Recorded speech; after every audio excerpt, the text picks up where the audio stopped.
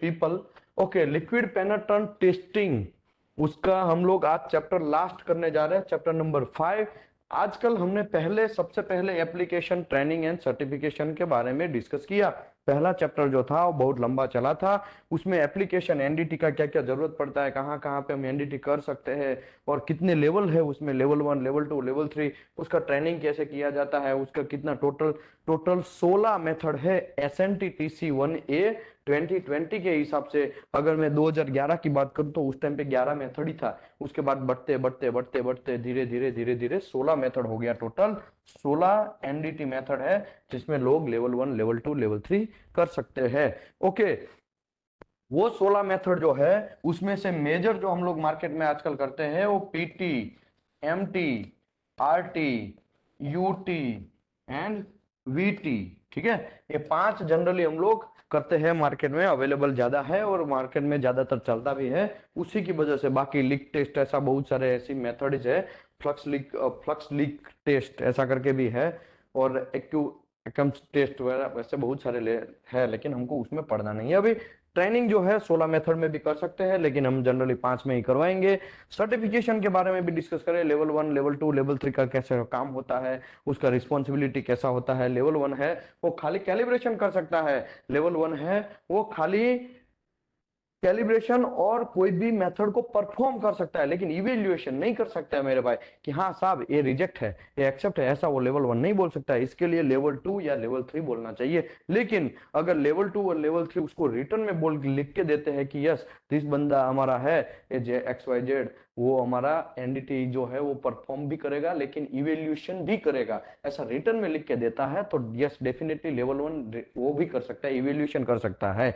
Level 2 क्या कर सकता है? लेवल 2 मेरे भाई कैलिब्रेशन कर सकता है, मेथड को परफॉर्म भी कर सकता है, लेवल 1 का पूरा काम कर सकता है, लेकिन एक्स्ट्रा में वो रिपोर्ट भी बना सकता है, वो इवेल्यूएशन भी कर सकता है। उसको रिटर्न में लिखने की किधर भी जरूरत नहीं है, वो इवेल्यूएशन कर सकता है। वो इवेल्यूएशन किया कि yes this is accept, this is reject, एक रैक एक्सेप्ट है, ये रिजेक्ट है, तो वो एक्सेप्ट मतलब वो लोगों को, प्रोडक्शन वाले को उसको फिर काटना पड़ेगा, जो भी है उसके अगेंस्ट में जो भी एक्शन लेते हैं वो एक्शन लेना पड़ेगा। तो लेवल 2 का ये काम है। और स्पेसिफिकेशन के हिसाब से, कोड के हिसाब से, वो स्टैंडर्ड के हिसाब से वो इवेल्युएशन कर सकता है, कोई भी मेथड जो है, कोई भी इंडिकेशन आया है उसको। ठीक है, ये लेवल 2 का काम था। लेवल 3 क्या कर सकता है? लेवल 3 है भाई, लेवल 1 कर सकता है वो सब कर सकता है, लेवल 2 कर सकता है वो भी सब कर सकता है, लेवल 3 है वो लेवल 2 को भी ट्रेनिंग दे सकता है, लेवल 1 को भी ट्रेनिंग दे सकता है, ये भी कर सकता है। ठीक है, उसको सर्टिफिकेशन भी प्रोवाइड कर सकता है। उसके बाद कोई नया मेथड इवेल्युएशन करना है, सॉरी नया मेथड को जनरेट करना है तो वो कर सकता है। कोई भी मेथड का टेक्निक्स इंप्रूव करना है तो वो इंप्रूव कर सकता है। कोई कौन से मटेरियल में कौन सा टेस्ट करना है वो भी डिसाइड वो कर सकता है। मेरी आवाज आ रही है बराबर? भूषण सर, मुझे लग रहा है कुछ आपके कनेक्शन में प्रॉब्लम है, बाकी सब लोगों को तो आवाज बराबर आ रही है।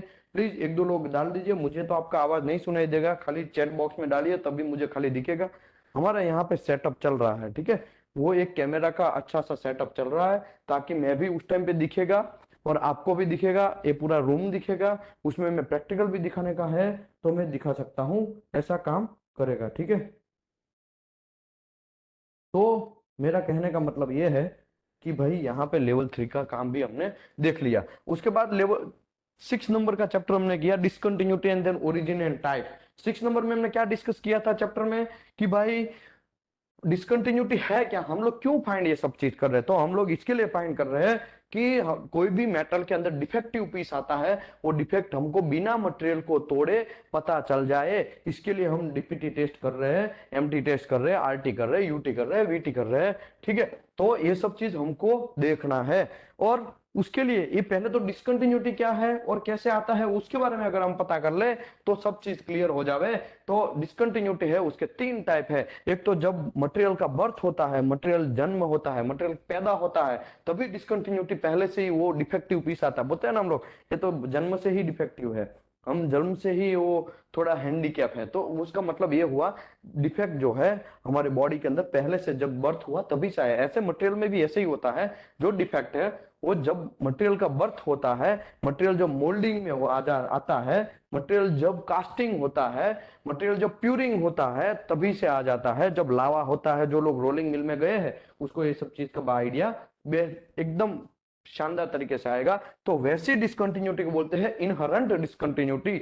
ओके, मटेरियल बन गया, उस टाइम पे कुछ डिफेक्ट नहीं आया, और अगर आया भी है तो भी ठीक है, हम लोग एनडीटी करके उसको निकाल देंगे। लेकिन मटेरियल बनने के बाद वो उसके ऊपर हम लोग कुछ काम करते हैं, जैसे कि फैब्रिकेशन करते हैं, हैमरिंग करते हैं, ग्राइंडिंग करते हैं, वेल्डिंग करते हैं, वो सब चीज करते हैं, उस टाइम पे भी डिफेक्ट आता है। तो वो डिसकंटिन्यूटी, उस टाइम का डिसकंटिन्यूटी को बोलते हैं सर्विस प्रोसेस डिसकंटिन्यूटी। ठीक है, प्रोसेस डिसकंटिन्यूटी पहला था इनहरेंट डिसकंटिन्यूटी।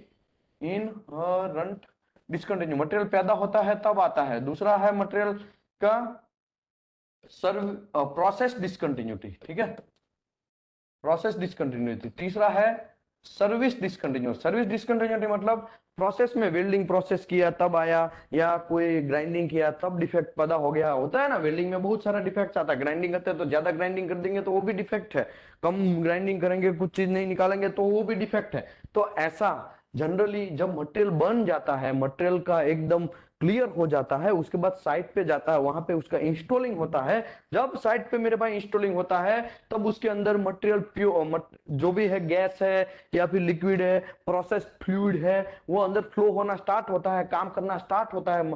जो है मटेरियल काम करना स्टार्ट करता है, उसी टाइम पे कुछ कांड हो जाएगा। ज्यादा प्रेशर की वजह से मटेरियल फट जाएगा, ज्यादा प्रेशर की वजह से मटेरियल में किधर क्रैक था वहां से निकल जाएगा, या ज्यादा क्रैक करेगा, स्ट्रेस की वजह से आएगा, कोरोजन हो सकता है। मटेरियल लॉन्ग टर्म तक चल रहा है, 25 साल से चल रहा है एक ही पाइप, और 25 साल का थिकनेस धीरे धीरे ऑटोमेटिकली कम हो रहा है इरोड की वजह से, और उसी की वजह से भी जो मटेरियल में डिफेक्ट आता है मेरे भाई, तो उसको बोलते हैं सर्विस डिसकंटिन्यूटी। तो ये सब चीज देख लीजिए। ओके, ये सब लोग लेफ्ट, एक मिनट भाई, समझ में आ रहा है ना? Sound good? Okay, there is no problem. Please chat box में डालते रहिएगा, क्योंकि मेरा नजर खाली आपके चैट बॉक्स पे ही रहेगा और किधर भी नहीं रहता है। ठीक है, तो मुझे कुछ भी प्रॉब्लम है तो मैं चैट बॉक्स में तुरंत पता चलेगा। एक बार तो ऐसा हुआ, मैं ऐसे ही समझाने लगा, लोगों को स्क्रीन तो दिख ही नहीं रहा है। ठीक है, तब कांड ये हो गया, 10-15 मिनट के बाद पता चला कि यार स्क्रीन तो दिख नहीं रहा है। ठीक है, ऑफलाइन वालों ने बोला।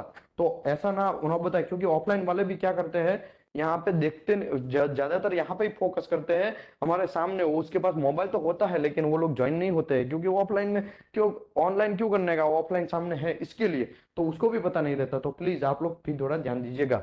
ओके, ये सब चीज कर लिया, ओरिजिन एंड टाइप वो सब चीज समझ लिया। उसके बाद हमने चैप्टर नंबर 1 का डिस्कस किया कि डीपीटी का प्रिंसिपल, भाई कौन से प्रिंसिपल पे काम कर रहा है। मैग्नेटिक पार्टिकल टेस्ट हमने किया। तो मैग्नेटिक पार्टिकल टेस्ट जो है वो फ्लक्स फ्लक्स का जो है, फ्लक्स का लीकेज के ऊपर काम कर रहा था। जो मैग्नेटिक फील्ड है उसके हिसाब से काम कर रहा था। जहां पे मैग्नेटिक फील्ड लीकेज होता है, जहां पे फ्लक्स लीकेज होता है, वहां पे हम लोग आयन पार्टिकल डालेंगे तो तुरंत चिपक जाएगा, तो हमको पता चलेगा यहाँ पे कोई मटेरियल में कांड है। तो वो सब चीज हमको एमटी में पता चलता था, तो उसका ये प्रिंसिपल था। आरटी में क्या प्रिंसिपल था? आरटी में भाई ऐसा था कि हमारा पेनेट्रेशन होता है, पेनेट्रेशन, एब्जॉर्प्शन एंड एक्सपोजर, ये प्रिंसिपल पे काम करता था। आरटी क्या करता था? रेडियोग्राफी है, वो हमारा एक्सरे है, गामा रेज है, वो मटेरियल के अंदर पेनेट्रेंट होता था। पेनेट्रेंट होने के बाद वो एब्जॉर्ब होता था वो मटेरियल के अंदर, उसके बाद फिल्म के ऊपर एक्सपोज होता था, फिर वो हम फिल्म को धोते थे, और धोने के बाद हम लोग हमारे डार्क रूम में या जो भी है आपका एक्सरे जहां पे चेकिंग करते किया जाता है फिल्म को, वहां पे लेके हम लोग चेक करते हैं, तो पता चलता है यहाँ पे ये मटेरियल में ये ब्लैक लाइन दिख रहा है, मतलब ये लेको फ्यूजन, यहाँ पे ऐसा दिख रहा है, पोरोसिटी है, यहाँ पे टंक्शन इंक्लूजन है, वो सब चीज हम डिसाइड करते थे। एमटी में क्या था? फ्लक्स लीकेज होता था, वहां पे आयन पार्टिकल चिपक जाता था, उसी की वजह से चेक करते थे। आरटी में पेनेट्रेशन, एब्जॉर्प्शन एंड एक्सपोजर की वजह से चेक करते थे। और हम लोग अभी सेकंड थर्ड है डीपीटी, तो डाई पेनेट्रेंट टेस्ट है मेरे भाई। वो कैसे काम करता है? कैपिलरी रिएक्शन पे काम करता है। कैपिलरी रिएक्शन मतलब गुरुत्वाकर्षण नहीं, मैं आपको बोलूं, समझो यहाँ पे ऐसा है कोई एक डिफेक्ट है, ठीक है, और यहाँ पे भी ऐसा एक कोई डिफेक्ट है। अगर आप यहाँ पे ऊपर पे भी पेनेट्रेंट डालो तो पेनेट्रेंट अंदर भी जाएगा, और नीचे से भी पेनेट्रेंट डालो तो नीचे से भी ऊपर जाएगा। ठीक है, तो ऐसा नहीं है कि मेरे भाई कि ऊपर से ही खाली पेनेट्रेंट अंदर आएगा, ओवरहेड पोजीशन में भी कैपिलरी एक्शन की वजह से वो अंदर घुसता है। फिर हम डेवलपर मारते हैं तो डेवलपर के अंदर स्ट्रॉन्ग कैपिलरी एक्शन होता है, पेनेट्रेंट से भी ज्यादा कैपिलरी एक्शन होता है, तो बोल्टिंग इफेक्ट की वजह से वो पेनेट्रेंट बाहर निकलता है, तो हमको पता चलता है कि यहाँ पे कुछ तो कुछ कांड है, मटेरियल में पोरोसिटी पिनहोल है। तीनों का एमटी में क्या था, वो जो मैग्नेटिक होता था, जो मैग्नेटिज्म बनता था, वही मटेरियल पे हम लोग काम कर सकते थे, और जो है स्टेनलेस स्टील में नहीं।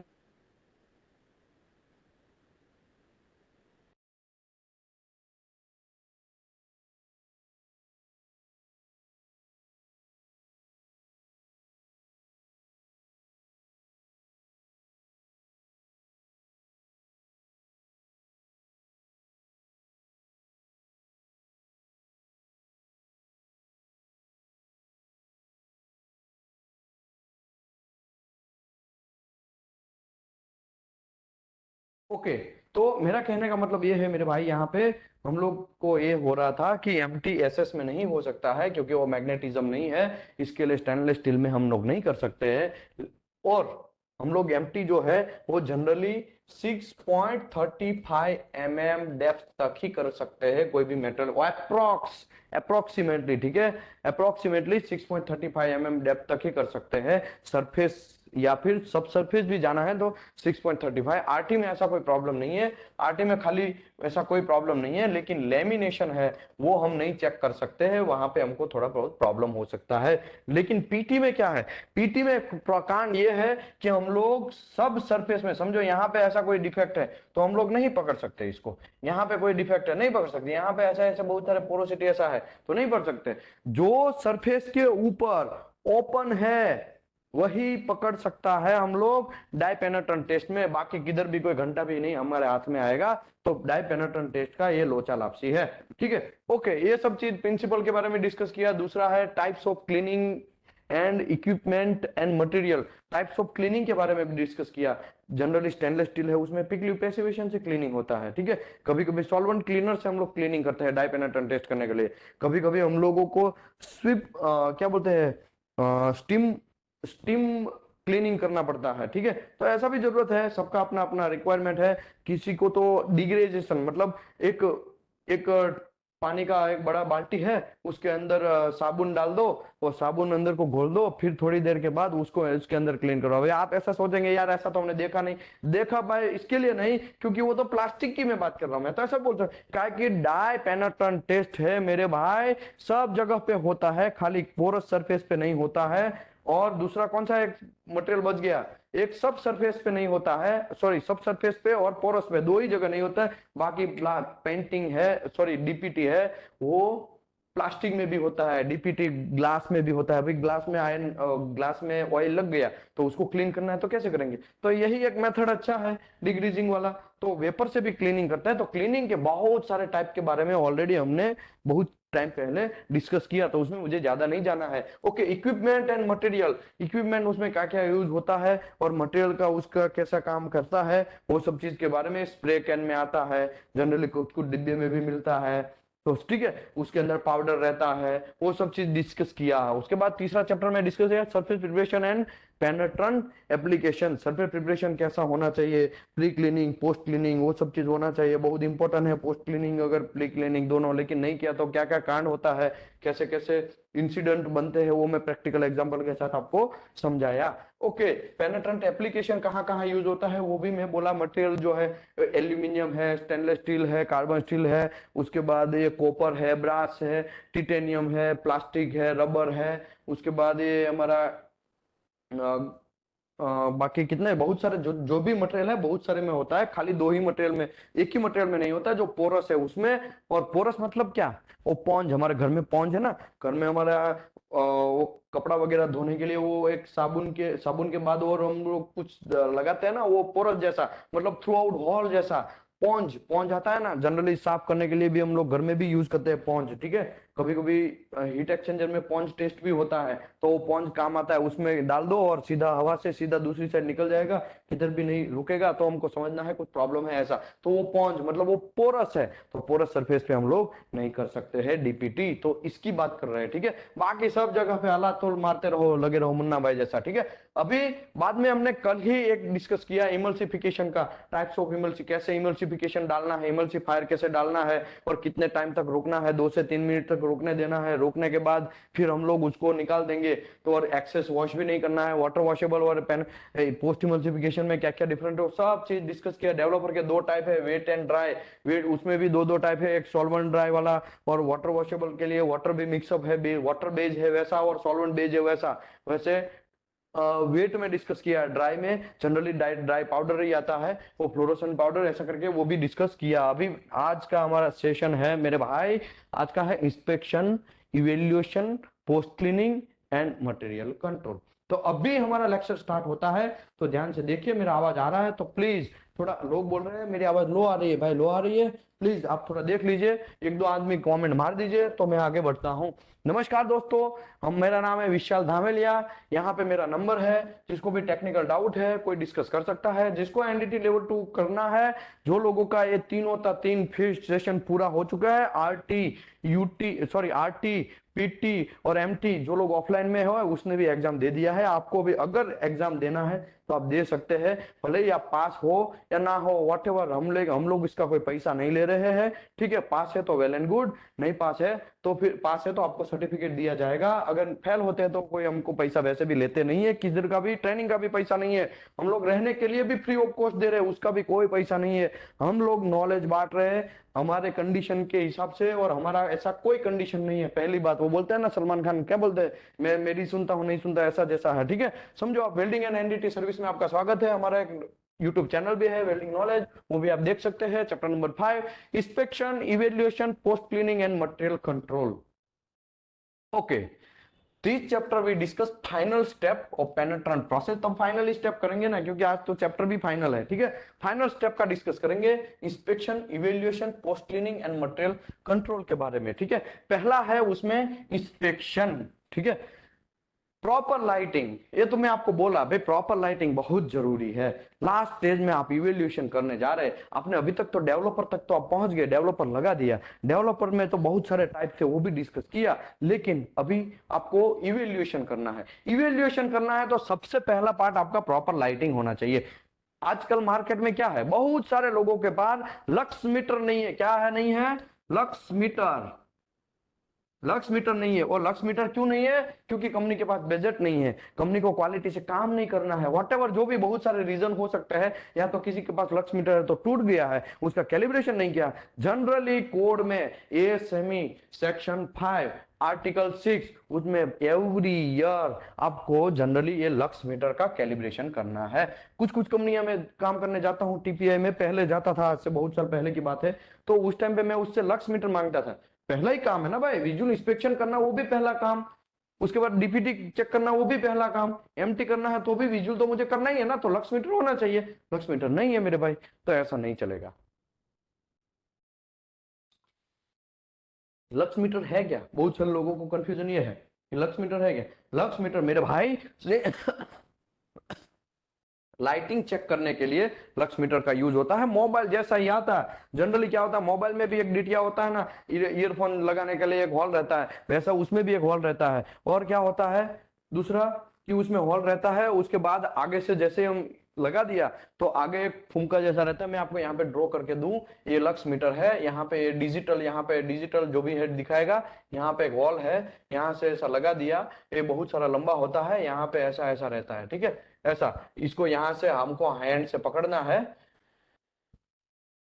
ऐसा पकड़ के, ठीक है, आगे बढ़, ऐसा पकड़ के हमको चेक करना है कि कितना लक्स मीटर हो। यहाँ डिजिटल मीटर में दिखाएगा, हम लोग विजिबल चेक कर रहे हैं। तो यहाँ पे मैं क्लियर लिखा है कि जो अगर एक मिनट इसको थोड़ा ऐसा कर देते, ठीक है, ओके। हम लोग विजुअली चेक कर रहे हैं तो हमको मिनिमम इतना लक्स चाहिए, इंटेंसिटी।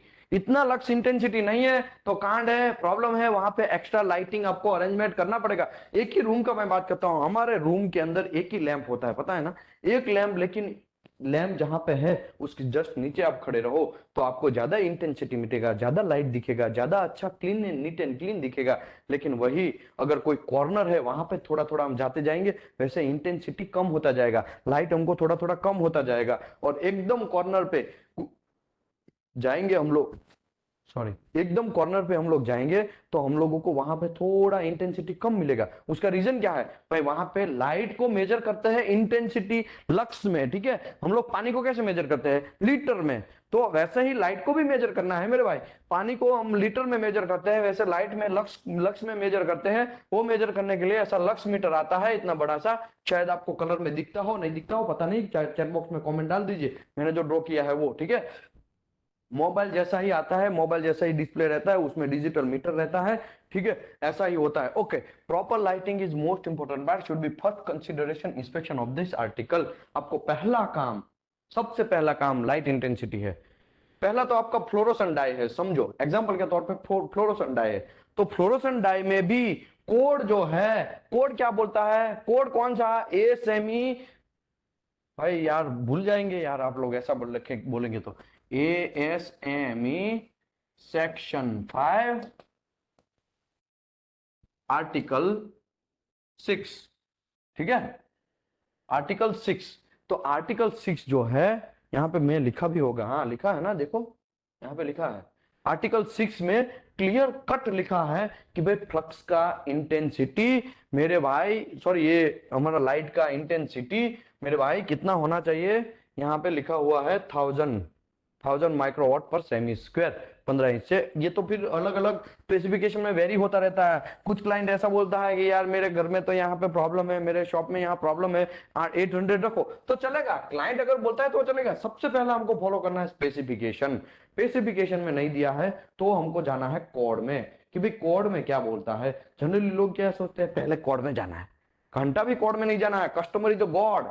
तो कस्टमर जो देता है उसका नाम है स्पेसिफिकेशन। तो स्पेसिफिकेशन में सबसे पहले हमको देखना है कितना लिखा है। स्पेसिफिकेशन में अगर लिखा है कि you can follow ASME section 5 article 6, या you can follow as per latest code, ऐसा लिखा है, तो फिर लेटेस्ट कोड में यहाँ पे इतना लिखा है, ठीक है, तो आपको इतना फॉलो करना है, 1000 माइक्रोवाट पर सेमी स्क्वायर। वो उसका मेजर का इंटेंसिटी मेजर करने के लिए है, ठीक है। ओके, अभी यहां पे बढ़ते हैं। If fluorescent dye penetrant is used, room booth will dim light below 2 FC per latest code ASME section 5 article 6 and black light UV light with proper intensity is required. dim light generally क्या होता है, black light जो है वो हम लोग पूरा अंधेरा तो करते हैं, एक दूसरे का मुंडी भी नहीं दिखता है ना, क्योंकि अंधेरा तो अंधेरा होता है। एक रूम को चारों साइड से बंद कर दो तो हमको वैसे कंडीशन में हमको फ्लोरोसेंट करना है, ठीक है। लेकिन मुंडी भी नहीं दिखेगा तो हमको किधर का हाथ किधर बैठ जाएगा तो प्रॉब्लम है ना भाई, किधर के ऊपर लग जाएगा तो प्रॉब्लम है ना। तो आपको ध्यान रखिए, डिम लाइट आप यूज कर सकते हैं, और वो डिम लाइट का इंटेंसिटी है 2 फुट कैंडल से कम होना चाहिए, या तो 21.5 लक्स से कम होना चाहिए, उससे कम होगा तो चलेगा, ठीक है। मतलब थोड़ा तिराड़ हम रखते हैं ना, थोड़ा तिराड़ रखते हैं तो थोड़ा सा हमको वहां से लाइट आ जाए तो हमको थोड़ा बहुत मुंह दिख जाए, मशीन कहाँ पड़ा है वो दिख जाए, इसके लिए उसने थोड़ा कंडीशन दे दिया है, आपको रिलैक्सेशन दिया है 2 फ्लक्स कैंडल का। कौन दिया है, मैं नहीं दिया भाई, ये सेक्शन 5 आर्टिकल 6 दिया है। ओके, उसके बाद हम लोग ब्लैक यूवीए लाइट यूज करते हैं। यूवीए लाइट के बारे में मैं बोला कि यूवीए लाइट मतलब ऐसा चीज है कि वो हम देख नहीं सकते हैं, हम लोग विजिबल लाइट ही देख सकते हैं। अगर यहाँ पे चार्ट खोला है तो मैं दिखा देता हूं कि क्या है यूवीए लाइट। बहुत लोग कंफ्यूज होते हैं, इसमें कंफ्यूज होने की जरूरत नहीं है मेरे भाई। ये स्पेक्ट्रम है, ठीक है, ये स्पेक्ट्रम है। जनरली रेडियो वेव आता है, हमारे घर में रेडियो है, उसके बाद माइक्रोवेव आता है, वो भी लोग यूज करते हैं। इंफ्रारेड भी यूज होते हैं, पता है ना, इंफ्रारेड लाइट ऐसा बोलते हैं। ये जो इतना एरिया दिखा है ना, वो विजिबल लाइट यहाँ पे ऐसा दिखाया है, ठीक है, विजिबल, ये है विजिबल इतना एरिया, ये यूवीए लाइट है, इतना एरिया विजिबल लाइट है। मैं यहाँ पे थोड़ा ड्रॉ कर दूं, मतलब हमको यही इंटेंसिटी देख सकते हैं हम लोग। उसके अलावा देखो सन में से तो बहुत सारा चीज आता है, रेडियो वेव आता है, माइक्रोवेव आता है, इंफ्रारेड आता है, विजिबल आता है, यूवी आता है, एक्सरे भी आता है, गामा भी आता है। अब बोलेंगे यार एक्सरे और गामा घंटा आता है यार, उठा बना रहे हो, उठा नहीं बना रहे हो भाई, कि उसमें आता ही है एक्सरे और गामा रे, लेकिन हमारी बॉडी में ज्यादा इफेक्ट ही नहीं करता है, इसके लिए ये प्रॉब्लम नहीं है। बाकी उसमें तो सब चीज निकलता है, एक्सरे भी निकलता है और गामा भी निकलता है, ठीक है। तो कहने का मतलब ये है, हम लोग ये भाई साहब को इतना जो हमारा इंटेंसिटी है वही देख सकते हैं, उसके अलावा कुछ घंटा देख नहीं सकते हैं। तो यूवी लाइट जहां पे खत्म हुआ, तो यहाँ पे खत्म हो रहा है ना, और यहाँ पे विजिबल लाइट स्टार्ट हो रहा है, तो इसका अगर मैं कुछ ऐसा सेटअप करूं, इसका अंदर में ये एरिया जो है वैसे इस ऐसा फिल्टर सेटअप करूं ताकि वो लाइट भी दिख जाए, तो यस डेफिनेटली वो लाइट हम देख सकते हैं। उसमें पहले तो पार्ट करते हैं, यूवी लाइट में कितने पार्ट हैं?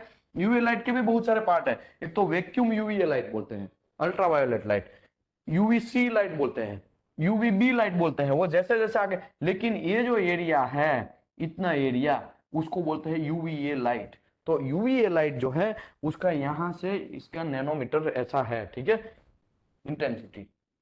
इतना इतना एरिया ही हमारा काम का है। उतना एरिया हम लोग कुछ फिल्टर करके, एलईडी में फिल्टर करो या फिर मर्क्यूरी लैंप है उसमें फिल्टर करो, या फिर उसमें सॉरी, मर्क्यूरी लैंप जो है उसमें हम लोग वो कागज लगा देंगे, कुछ फिल्टर लगा देंगे, रेड ब्लू फिल्टर लगा देंगे, तो हम लोग उसका यूज करते हैं। आंखों से नहीं देखना है भाई, याद रखो।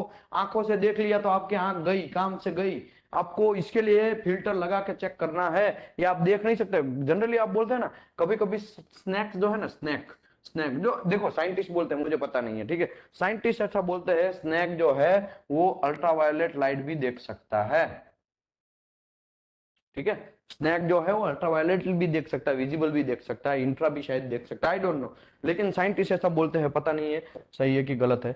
लेकिन वो लोग देख सकते हैं, भाई लोग, हम लोग नहीं देख सकते। इसके लिए हम लोगों को फिल्टर करके सेटअप करके आगे बढ़ना पड़ेगा, हमारे पास ऑप्शन नहीं है। ओके, आगे बढ़ते हैं।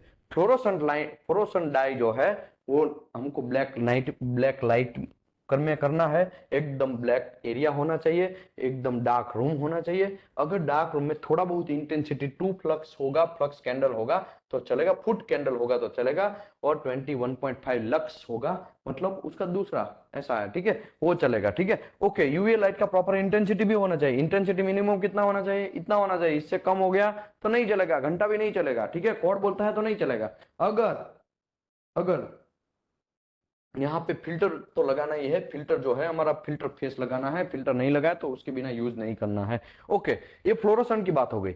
विजिबल क्या है? विजिबल डायपेनेट्रन यूज जनरली आजकल मार्केट में हम लोग करते हैं, वो नॉर्मल लाइटिंग में भी करते हैं। Necessary light intensity above 1076 lux. Sir आपने तो बोला 1076 लाख, लेकिन बहन जो हम तो रूम के ऑफिस रूम में भी करते हैं, तो नहीं चलेगा। ऑफिस रूम में आपको क्या करना पड़ेगा? इंटेंसिटी चेक करना पड़ेगा। ऑफिस रूम में जनरली 500 लक्स ही होता है, तो ऑफिस रूम में भी आप डाई पेनेट्रेंट टेस्ट जनरली नहीं कर सकते हैं। लेकिन क्या करेंगे, अलीबाबा चलता है यहाँ पे, तो अवेयरनेस आप हो जाएंगे तो आपको पता चलेगा, तो मेरे भाई आप गलती नहीं करेंगे, ठीक है। आगे बढ़ते हैं। 1076 लक्स होना चाहिए, अदरवाइज 100 फुट कैंडल होना चाहिए। दोनों को कन्वर्ट करेंगे ना तो यही आ जाएगा। 100 फुट कैंडल को अगर लक्स में कन्वर्ट करेंगे तो 1076 लक्स ही आएगा, 1076 लक्स। अगर 1076 लक्स को कन्वर्ट करेंगे तो 100 फुट कैंडल ही आएगा। तो ठीक है, इसमें नया नया कोई रॉकेट नहीं है, ठीक है, दोनों मैंने लिखा है यहाँ पे। ओके, टिपिकल इंडिकेशन इन पेनेट्रेंट इंस्पेक्शन, बहुत सारे इंडिकेशन आते हैं, तो उसी का तो चैप्टर है, तो वही डिस्कस करते हैं। all indication found with a liquid penetrant method with surface discontinuity, surface के ऊपर ओपन है वैसा ही डिस्कंटिन्यूटी हमको डाई पेनेट्रेंट टेस्ट में मिलेगा, ठीक है। ओके, बट इंडिकेशन मे और may not affect the usefulness of article. कभी कभी कुछ इंडिकेशन ऐसे होते हैं कि जरूरत नहीं है, वो ऐसे ही आते रहते हैं, हमको प्रॉब्लम नहीं है उससे। कुछ इंडिकेशन ऐसे है कि वो प्रॉब्लमेटिक है, ठीक है, जैसे कि फॉल्स इंडिकेशन। फॉल्स इंडिकेशन क्या है? फॉल्स इंडिकेशन मतलब कचरा, हमको जरूरत नहीं है, वो कोई डिफेक्ट नहीं है, ठीक है, ऐसा आता रहता है ऐसा। लेकिन ध्यान रखना है, ठीक है, ऐसा आता रहता है ऐसा नहीं चलेगा, लेकिन ध्यान रखना है। लेकिन फिर भी आता है कभी कभी। फॉल्स इंडिकेशन आने का रीजन क्या है? The most common source of false indication is poor washing. Generally poor wash करते हैं हम, बराबर साफ नहीं करते हैं मटेरियल को। पेनेट्रेंट लगाने के बाद हम लोग उसको साफ नहीं करते हैं, उसी की वजह से भी, पुअर वॉश की वजह से भी, पुअर वॉश मतलब साफ नहीं करना, पेनेट्रेंट को बराबर नहीं निकालना, उसकी वजह से आता है, ठीक है। तो operator can easily tell when a good range is obtained by using the black light during and after the fluorescent penetrant is removal process। देखो फ्लोरोसेंट में बहुत अच्छा चीज है। फ्लोरोसेंट में क्या होता है, ब्लैक लाइट जैसे ही करते हैं, भले ही डेवलपर आप नहीं लगाया है, फिर भी आपको पता चल जाएगा यहाँ पे अभी पुअर वॉश हुआ है। इसके लिए आपको क्या करना चाहिए, फ्लोरोसेंट लगाते हैं, क्लीन करते हैं, तो एक बार लाइट मार के देख लेने का, ब्लैक लाइट, यूवीए लाइट, ठीक है, यूवीए लाइट आपको मार के देख लेना है कि भाई बराबर है कि नहीं है। किसी ने अच्छा सा कमेंट लिखा है, यस ग्रीन कलर का लाइट होता है, यूवीए लाइट जो है वो ग्रीन कलर का दिखता है, ठीक है। ये जो है हमारा जो है हमारा बल्ब वाला वो व्हाइट कलर का दिखता है, ठीक है। एक बार हमको 2011 की मैं बात करूं, 2011 में मुंद्रा में मैं जॉब कर रहा था। कोड में लिखा था 2011 या 10 की बात है, कोड में लिखा था व्हाइट लाइट, और हमने यूज कर लिया 100 का लैंप, आता है ना वो छोटा सा वो, लेकिन वो तो येलो लाइट है ना, वो व्हाइट लाइट थोड़ी है, कोड में तो व्हाइट लाइट लिखा था। 100 का लैंप यूज कर लिया, फिर बाद में तो कोड में नहीं था उस टाइम पे, बराबर था, लेकिन फिर बाद में तो ये भी अलाउ हो गया 100 वाला लैंप, फिर इंटेंसिटी के ऊपर चीज आ गया, व्हाइट लाइट होना चाहिए 100 लक्स, ओ सॉरी 1076 लग गया, 100 फुट कैंडल ऐसा। तो हम 100 का लैंप यूज करते थे, 100 का लैंप पता है ना, येलो कलर का लाइट देता है, आजकल एलईडी आ गया है तो व्हाइट कलर का लाइट देता है, ठीक है, नया रॉकेट नहीं है। ओके, तो ऑपरेटर, ये तो बात हो गया ना रिमूवल प्रोसेस, यस। ऑपरेटर को फ्लोरोसेंट पेनेट्रेंट टेस्ट जब करते हैं तब पता चल जाता है कि यहाँ पे थोड़ा पुअर वॉश हुआ है, तो ज्यादा क्लीन कर देगा तो चल जाएगा, तो ये भी एक सिस्टम है, ठीक है। दूसरा बात, avoid the false indication, care should be taken that the outside contamination such as following occur। outside जो contamination है वो क्या क्या आता है और क्यों आता है। एक तो पेनेट्रन इन ऑपरेटर हैंड, ऑपरेटर का हाथ ही ऐसे रेड रेड कलर के है और फिर मटेरियल को पकड़ेगा, और वो पेनेट्रन मटेरियल को चिपकेगा कि नहीं चिपकेगा, डेफिनेटली चिपकेगा यार। हाथ को अगर जनरली क्या होता है हैंड ग्लोव से, चलो मैं आप बोलता हूँ हैंड ग्लोव, कुछ लोग हैंड ग्लोव यूज करते हैं, तो हैंड ग्लोव में भी पेनेट्रन लग गया है, वही हैंड ग्लोव हम क्या करेंगे, जो मटेरियल का डीपीटी हो चुका है या करना है, डीपीटी का डेवलपर मानना बाकी है, वहां पे हम लोग पकड़ लेते हैं, और वो हमारे हाथ का पेनेट्रन है वो हमारा मटेरियल के ऊपर जाएगा, तो उसी की वजह से भी आने का चांस है, और हम लोगों को लगेगा ये डेवलपर मानने के टाइम पे ये तो कलर आ गया, कलर घंटा नहीं आया, आपका हाथ लग गया है, ठीक है। आगे बात, contamination of developer, contamination of developer, developer के अंदर भी कुछ कांड हो सकता है, तो वो भी एक प्रॉब्लम है, ठीक है। आगे बढ़ते हैं, तीसरा, penetrant transfer to the clean specimen from the other indication. एक इंडिकेशन आया, उसका इंडिकेशन दूसरे इंडिकेशन में ट्रांसफर हो गया, ठीक है। ट्रांसफर मतलब वो उड़ के, मतलब उड़ के मतलब क्या बोलते हैं कि ऐसा उड़ता तो नहीं है, लेकिन वो ज्यादा पेनेट्रन बाहर निकला और थोड़ा बहुत रेल गया, तो वो भी एक चांस है। Penetrant transferred to clean specimen from the other indication, दूसरे इंडिकेशन से दूसरे एक अच्छी जगह पे जहां पे कुछ भी नहीं था वहां पे वो थोड़ा बहुत लीक होके निकल गया, तो भी एक चांस है। Penetrant inspection on table, penetrant inspection on table मतलब टेबल ही आपका कचरा घंटे जैसा है, टेबल ही वहां पे इतना पेनेट्रन गीला पड़ा है, आपने कपड़ा भी प्रॉपर यूज नहीं किया है, तो भी एक चांस है। तो ऐसे यहाँ पे कुछ कुछ चीज दिखाया है, देखो, mark from the handling tool, ये हैंडलिंग टूल जो है ना आपका यहाँ पे कांड वाला था, हैंडलिंग जो टूल था वही पेनेट्रन लगाया हुआ थोड़ा बहुत लग गया होगा, या फिर प्रॉपर क्लीन नहीं किया हुआ, यूज किया, इसी की वजह से यहाँ पे 3 इंडिकेशन आए। Patch from the contact with another article, दूसरा आर्टिकल जो डाइपेंड जनरली होता, आपको ऐसा लगता है ऐसा होता है क्या, patch from contact with another article, yes. आप लोग जब ज्यादा डेवलप डाइपेनेट्रन टेस्ट होता है मेरे भाई, वहां पे जाओगे तो वहां पे क्या हो, सभी आपका स्पेसिमेन है एक दूसरे के नजदीक में, क्योंकि ये छोटे छोटे इतने छोटे छोटे पार्ट है कि आपका दिमाग खराब हो जाएगा भाई। जब जब हम लोग डीपी करते थे, बहुत साल पहले की बात है, हम लोग विटनेस करते थे डीपीटी का, तो बहुत सारा छोटा छोटा इक्विपमेंट एक दूसरे के साथ, जैसे कि वेल्डोलेट, चलो आपको एक 1000 वेल्डोलेट दे दिया गया, उसको आपको बोला गया एक रूम के अंदर ये 1000 वेल्डोलेट पड़ा है एक स्टोर रूम में, जाओ सबका डीपी करो, तो फट जाएगी ना, फट इसके लिए जाएगी क्योंकि वेल्डोलेट को रखना, सबको डेवलपर मारना, एक डेवलपर दूसरी ऊपर चला गया, एक का पेनेट्रन दूसरे पर चला गया, एक minute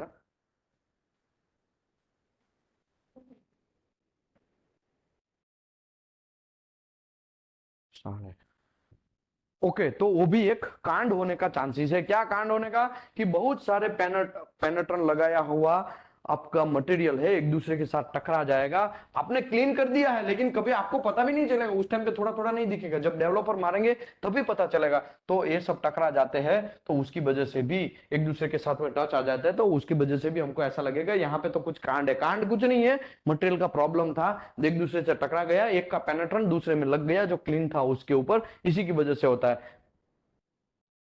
fingerprint left by operator, कभी कभी ऐसा फिंगरप्रिंट आ जाता है ना, मैं क्या बोलूं, ऐसा ऐसा आ जाता है ना फिंगरप्रिंट, तो वो भी एक रीजन है। ठीक है। फिंगरप्रिंट मतलब हाथ से उठाने के टाइम पे आपका फिंगरप्रिंट के ऊपर कुछ लग गया होगा, डेवलपर पहले से ही, सॉरी नॉट डेवलपर, पेनाटर्न लगा हुआ है, रेड कलर का आपका हाथ है, तो भी ये चांस है भाई। इसमें ज्यादा मुझे नहीं खींचना है। लिंट एंड डर्ट इंडिकेशन, कभी कभी डर्टी क्लीन नहीं किया है उसी टाइम पे भी आ सकता है। तो ये सब चीज बहुत सारे रीजन है फॉल्स इंडिकेशन के। ठीक है, आगे बढ़ते हैं। Non relevant indication, false indication का डिस्कस कर लिया, वो कुछ काम का नहीं है, वो तो हमारा ऑपरेटर का भी गलती हो सकता है, कुछ ऐसा वैसा बहुत सारा, जनरली तो फॉल्स इंडिकेशन ऑपरेटर का ही गलती रहता है। ठीक है, ओके। दूसरा है non relevant. Non relevant indication are actual surface discontinuity that is most case there by design. अभी मैं आपको ये बोलूं, एक मेरा डिजाइन है, ये मेरा पाइप है, ठीक है, पाइप में उसमें मैंने एक आरएफ पैड लगाया है। आरएफ पैड लोगों को पता है ना। यहाँ पे मेरा ऐसा एक टिल टेल हॉल है, टिल टेल हॉल बोलते हैं उसको, एक छोटा सा हॉल है। तो क्या होगा, जब मुझे आरएफ पैड का ये फिलेट जॉइंट का मुझे डीपी करना है, ये फिलेट जॉइंट का, तो जब मैं डीपी करने जाता हूं तो कुछ पेनेट्रेंट वो हॉल के अंदर भी चला जाता है। हॉल के अंदर तो घंटा भी हम लोग साफ तो करते नहीं, एक तो आलसी तो पहले से ही हम ठहरे, और हम लोग साफ तो कर नहीं पाएंगे। तो कांड क्या होगा, जब डेवलपर हम लोग मारेंगे तो डेवलपर के टाइम पे हम लोगों को वो पेनेट्रन बाहर निकलेगा टिल्टेल हॉल के बाहर से, और हम लोग बोल देंगे अरे यार ये कहाँ से आया, कहाँ से नहीं, इसका डिजाइन ऐसा है, मटेरियल का डिजाइन ऐसा है मेरे भाई, उसी की वजह से कांड हुआ है, हमारा कोई इसमें गलती नहीं है, वो डिजाइन का गलती है। Lint free cloth in DPT testing, yes DPT test करने के लिए लिंट फ्री यूज करना चाहिए। लास्ट टॉपिक उसने समझा, लिंट एंड डर्ट इंडिकेशन। यहाँ पे लिंट में क्या है, हम लोग जो साफ कर रहे थे कपड़ा से, उसी के अंदर ये जो जिसने कमेंट मारा है, कमेंट सेक्शन में आ रहा हूँ, ठीक है, किसी ने कमेंट मारा है, इसके बारे में डिस्कस कर रहा हूँ कि लिंट जो है, lint and dirt indication, generally क्या होता है, हम लोग कपड़ा यूज करते हैं ना, वो ही जाटू जैसा है, कपड़ा ही कैसा होता है, उसमें पेनाट्रन लगा हुआ कपड़ा हम यूज करेंगे क्लीन करने के लिए। कभी कभी क्या है, हमारा कपड़ा है उसी के अंदर ऑयली रहेगा थोड़ा बहुत, तो अभी चला ले यार, अभी तो टेम्पररी, कोई देखने वाला नहीं, ऐसा बोल के चक्कर में हम भी कर लेते हैं। तो इसकी वजह से जो हम लोग क्लोथ यूज कर रहे हैं वो लिंट फ्री यूज करना चाहिए। यहाँ पे किसी ने अच्छा कमेंट मारा है, जावेद अख्तर सर ने, thank you very much. Okay, lint dirt indication वो इसकी वजह से भी आता है। ठीक है, चलो हम लोग बात करते थे नॉन रिलेवेंट इंडिकेशन की। नॉन रिलेवेंट इंडिकेशन में कभी कभी डिजाइन ही ऐसा रहता है मटेरियल का कि इसमें किधर किधर भी हॉल रहता है, थ्रू आउट हॉल रहता है, तो उसी के जस्ट बगल में या उसी के ऊपर उसके साइड में हमको चेक करना रहता है डाइपेनेट्रन टेस्ट। तो उसके बाद क्या होता है, वो जो पेनेट्रन है वो हॉल के अंदर घुस जाएगा, तो वो भी दिखाएगा। तो हम लोगों का कोई गलती नहीं है, ये डिजाइन में ही ऐसा है और डिजाइन ऐसा रखना ही पड़ता है, तो इसमें हम लोगों का कोई गलती नहीं है। इसके लिए उसको बोलते हैं non relevant indication. There are caused by some feature assembly such as article is pressed fit, keys splined और रिवेटेड, ये सब जॉइंट रहते हैं, उसमें भी वो पेनेट्रन घुस जाता है। एक्चुअली वो कंडीशन में वो डिसकंटिन्यूटी नहीं है, वो इंडिकेशन नहीं है। तो ठीक है, ये ध्यान रखना है। तो पहले था फॉल्स इंडिकेशन, जो कचरा। उसके बाद नॉन रिलेवेंट इंडिकेशन, वो मटेरियल पहले से ही ऐसा है और उसको हमको पता ही है कि उसका डिजाइन ही ऐसा है, तो वैसा। तीसरा है हमारा ट्रू इंडिकेशन।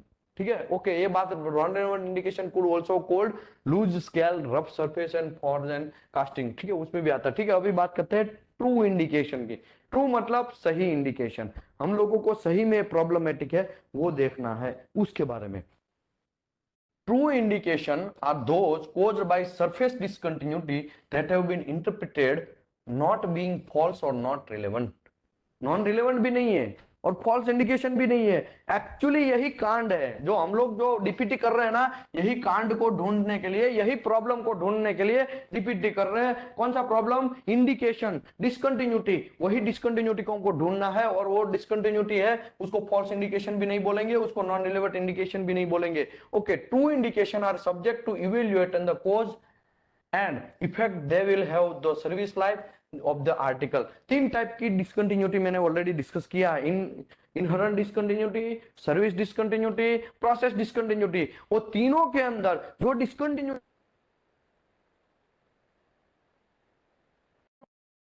जाता है उसी को वजह से ये इवोल्यूशन हमको करना है, और वो इवोल्यूशन करेंगे तभी तो हमारा जॉब बचेगा। वरना हम लोग डीपीटी नहीं किया है, ऐसे ही जाने दिया है जॉब, और जॉब जाके वहां पे क्रैक था और ऐसे ही हमने जाने दिया और जॉब वहां पे फटा, 100 लोग मर गए।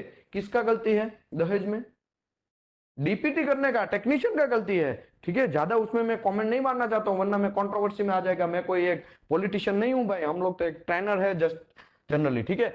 ओके, आगे बढ़ते हैं। ट्रू इंडिकेशन कुल B divided in 5 basic category. 5 category में उसको डिवाइड किया गया है मेरे भाई। एक तो continuous line, this type of indication is often cause by crack. ये तो जनरली कंटिन्यूअस लाइन है, वो ऑफन कोज क्रैक है, जनरली क्रैक में आता है। कोल्ड शट, देखो क्रैक के बारे में मैं डिस्कस किया, टाइप्स ऑफ क्रैक, ठीक है।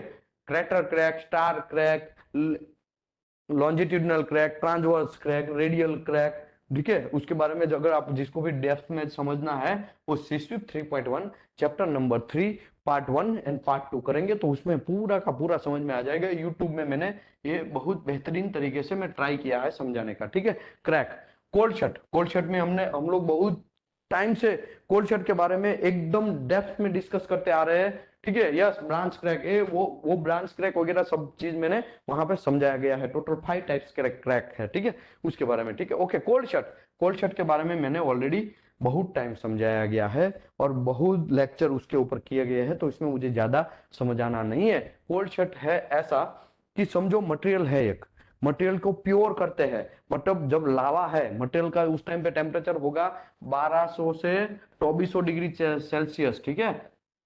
उस टाइम पे मटेरियल जो आयन है वो गर्म होता होगा, गर्म होने के बाद वो लावा जैसा, पानी जैसा रहेगा। पानी मतलब एकदम लावा धकधकता, उसके आपके ऊपर गया तो आपका तो हड्डी भी नहीं मिलेगा, ऐसा लावा, ठीक है। उस टाइम पे जिसके अंदर हमको साचा को अंदर डालना है, साचा बोलो या फिर आप बीड बोलो या फिर आप कुछ पात्र ऐसा बोलो, जिसके अंदर डालोगे वो ऐसा वो बन जाएगा वैसा, ठीक है। उसके अंदर हमने डाला, डालने के टाइम पे कुछ ऊपर से हमने डाला तो धीरे नीचे आते आते, ये देखो ये सेकंडों का काम है, ठीक है। आप बोलेंगे धीरे धीरे डालोगे, ऐसा नहीं होता है, ये सेकंडों में गिरता है और सेकंडों में उसका टेम्परेचर फॉल होता है। कुछ टाइम के लिए कुछ जगह पे मटेरियल पहुंचना था, वहां पे नहीं पहुंच पाया, बीच में ही सॉलिडिफिकेशन हो गया और छींटे भी उड़ते हैं ना, उसके ऊपर से हम डालते तो छींटे उड़ते हैं और छींटे का एरिया कम होता है, सॉरी छींटे का एरिया कम होता है और एरिया कम होने की वजह से जल्दी ठंडा हो जाता है, तो जहां से भी गिरा वहां पे सीधा ठंडा हो जाएगा, फिर उसके अगल बगल में किसी को अंदर घुसने भी नहीं देगा और वो जो लिक्विड है एक दूसरे के साथ उसको कोलैबोरेशन भी नहीं करने देगा, वो छीटा छीटा ही रह जाएगा, तो उसको बोलते हैं कोल्ड शॉट, ठीक है। फोर्जिंग लैब्स, वो भी फोर्जिंग लैब्स में क्या होता है कि जनरली फोर्जिंग हम मारते हैं, ऊपर से हैमर मारते हैं, ऊपर से प्रेस करते हैं, या तो नीचे का पात्र है थोड़ा घूम गया है, अगल बगल में थोड़ा हो गया, उसी की वजह से ये फोर्जिंग लैब्स जनरेट होता है। उसको मैंने बोला था कैसे ग्राइंडिंग करके रिमूव करना लास्ट वाले सेशन में। स्क्रैचेस, कभी स्क्रैचेस आ जाता है। डाई मार्क्स, डाई मार्क्स आपको जनरली पाइपिंग बैंड करता है, ट्यूब बैंड करते हैं ना, वहां पे मिलते हैं डाई मार्क्स। आपने बहुत सारे लोगों ने देखा होगा, जो इंडस्ट्री में जो लोग काम करते हैं उसको आइडिया है डाई मार्क्स आते हैं। जनरली कुछ डाई मार्क्स एक्सेप्ट नहीं है, कुछ डाई मार्क्स एक्सेप्ट है। कुछ डाई मार्क्स को रिपेयर करने के लिए कभी कभी हम लोग थोड़ा बहुत बफिंग करते हैं, ग्राइंडिंग करते हैं, वेल्डिंग नॉट अलाउड, ऐसा सब चीज रहता है, ठीक है। आज से बहुत साल पहले डाई मार्क्स की वजह से हमारे कंपनी को, पुरानी कंपनी को एक सार आया। डाई मार्क्स हमने देखा, उस टाइम पे तो भाई हम लोग फ्रेशर थे, 10-12 साल पहले की बात है, फ्रेशर थे। डाई मार्क्स की वजह से कंपनी को 1 करोड़ का चूना लगा। डाई मार्क्स उस टाइम पे क्वालिटी इंजीनियर में ही था, रिपोर्ट के अंदर, सिस्टम के अंदर ये सब चीज डाला हुआ था, प्रोडक्शन इंजीनियर ने चला लिया, 2 लोगों का जॉब गया, ठीक है। केयरलेस, केयर नहीं करेंगे हम लोग, केयर नहीं करेंगे तो क्या होगा। सऊदी में ऐसा नहीं होता है भाई, सऊदी में फट से फट, एक्सेप्ट तो accept, as per code accept, reject as per code reject, खलास, नो कोई कमेंट। तो प्रोडक्शन वाला यहाँ पे झगड़ने के लिए आएगा, जाने देना साहब, एक बार जाने दो ना, दूसरी बार देख लेते, घंटा नहीं चलेगा, नहीं चलेगा तो नहीं चलेगा। अगर हम ही लोग टाइट नहीं होंगे तो हमारा इंप्रूवमेंट कैसे होगा, हमारे इंडिया को हम लोग आगे कैसे लेके आएंगे। वही तो एक हमारा चांस है, हम लोग इंजीनियर है, हम लोगों को देखना है जो एक्सेप्ट है कोड के हिसाब से वही, या स्पेसिफिकेशन के हिसाब से उसी को एक्सेप्ट करो, जो रिजेक्ट है उसको रिजेक्ट ही करना है। हमारे को कोई सहारा नहीं है, हमको ऐसा नहीं है कि चले यार फ्रेंडशिप के चक्कर में, इंडस्ट्री में no friendship, just professionality maintain, professionality ही आपको मेंटेन करना है। एक्सेप्ट तो एक्सेप्ट, रिजेक्ट तो रिजेक्ट, खलास। ओके, आगे बढ़ते हैं। इंटरमीडिएट लाइन, इंटरमीडिएट लाइन, कभी कभी लाइन आता है थोड़ा बहुत, फिर दूसरा थोड़ा लाइन आएगा, फिर थोड़ा लाइन आएगा, ऐसा। those indication could be caused by any other of discontinuity mentioned above provided। above में जो 3 डिस्कस किया वो सब चीज में ही वो ही आ सकता है। क्या लिखा है, वेरी टाइट और where the part has been peened, machined and ground, उस टाइम पे भी जनरली आने का चांसेस है इंटरमीडिएट लाइन, ठीक है। राउंडेड में पोरोसिटी आता है, पिन होल आता है, ठीक है। स्लेग भी शायद आ सकता है, क्योंकि वो भी थोड़ा बहुत राउंड हो सकता है, लेकिन प्रॉपरली राउंड शेप स्लेग नहीं होता है, ठीक है। लेकिन राउंडेड इंडिकेशन हम लोग पढ़ते हैं ना, हम लोग मैंने उस टाइम पे लास्ट सेशन में शायद करवाया था, लास्ट संडे को, acceptance criteria of radiography testing का। Length is equal to 3 times width, क्यों नहीं लिखा जाता है, ठीक है, यहाँ उल्टा लिख दिया, 3 टाइम्स विड्थ और लेंथ यहाँ पे 3 टाइम्स विड्थ। अगर लेंथ बड़ा है तो उसको लीनियर इंडिकेशन बोलेंगे, अगर लेंथ छोटा है 3 टाइम विड्थ से तो उसको राउंडेड इंडिकेशन बोलेंगे। वो सब डिस्कस किया था ना, तो वही है, ठीक है। राउंडेड इंडिकेशन है, उसमें पोरोसिटी वगैरह आता है, ठीक है। Small dots, tiny round indication caused by the porous nature of the specimen, coarse grain structure and micro shrinkage। Micro shrinkage के बारे में समझाया। माइक्रो श्रिंकेज में क्या होता है, जब मोल्डिंग करते हैं तो दोनों सरफेस अपने अपने हिसाब से अपना अपना एक फोर्स लगाती है, और दोनों फोर्स लगाती है तो बीच में एक झोल जैसा जनरेट होता है, तो वो जो वॉल आता है, वो जो लाइन बनता है, उसको माइक्रो श्रिंकेज बोलते हैं, ठीक है। Diffused and weak, those indication are difficult to interpret and often the part must be cleaned and retested. In many cases, the diffused and weak indication turn out the false indication caused by the improper penetrant procedure। Okay, हम लोग है ना, generally क्या होता है, थोड़ा clean कर देता हूं, कंटिन्यूस, जनरली हमको डाई पेनेट्रेंट टेस्ट में कंटिन्यूस लाइन मिलता है, तो वो लाइन है। इंटरमीडिएट थोड़ा लाइन मिलेगा, फिर थोड़ा लाइन मिलेगा, फिर थोड़ा लाइन मिलेगा, एक ही लाइन में मिलेगा या ऊपर नीचे मिलेगा, ऐसा भी हो सकता है। राउंडेड इंडिकेशन में पोरोसिटी वगैरह सब हो सकता है। स्मॉल डॉट्स में छोटा सा एक डॉट्स मिलेगा, वो भी एक सरफेस या टीनी इंडिकेशन बन सकता है। माइक्रो श्रिंकेज ऐसा कुछ हो सकता है। और डिफ्यूज और वीक, मतलब हम लोग कंफ्यूज हो जाएंगे कि ये साला रिपेयर है कि नहीं है, ये डिसकंटिन्यूटी, ये डिफेक्ट है कि नहीं है, क्योंकि हम लोगों को ऐसा लगेगा शायद पेनेट्रेंट करने में गलती हो गया, इसकी वजह से ये आया है, तो ऐसा भी होने का चांस है, वो फॉल्स इंडिकेशन में जाने चांस है, ठीक है। जब आप कंफ्यूज होते हैं तब सिंपल फंडा, दूसरी बार डीपी करो, आलस मत रखो वहां पे, ठीक है। ये फंडा याद रखो ऑल टाइम। जब आप कंफ्यूज होते हैं तो अब डिफ्यूज और वीक इंडिकेशन लगता है, आपको ऐसा लगता है हमारा हाथ की वजह से या कपड़ा प्रॉपर साफ नहीं किया उसकी वजह से, पुअर वॉश की वजह से आया, ये समझ में नहीं आ रहा है, ये शायद इंडिकेशन लग भी रहा है, नहीं लग रहा है, तो क्या करने का, दूसरी बार डीपीटी कर लो मेरे भाई, वही एरिया का दूसरी बार डीपीटी कर लो। बाकी आप ऐसा बोल दो हाँ एक्सेप्ट है, और ऊपर वाले ने कुछ अलग सोचा और वहां पे शायद कुछ कांड हो गया, तो वहां पे कुछ क्रैक था और आपको डिफ्यूजन, मतलब थोड़ा कंफ्यूजन जैसा मिला, और भले ही वीक इंडिकेशन मिला, थोड़ा सा लाइन मिलता है नहीं दिखता है, मिलता है नहीं दिखता है, ऐसा कुछ मिला, और एक्चुअली आपने बोल दिया एक्सेप्ट है, लेकिन वहां पे ही वो क्रैक एकदम हेयरलाइन क्रैक होगा, तो पॉसिबल है ना, चांस है ना यार। इसके लिए आप अगर ऐसे कंफ्यूजन में है तो 2 बार डीपीटी कर लो। Okay, depth determination penetrant discontinuity.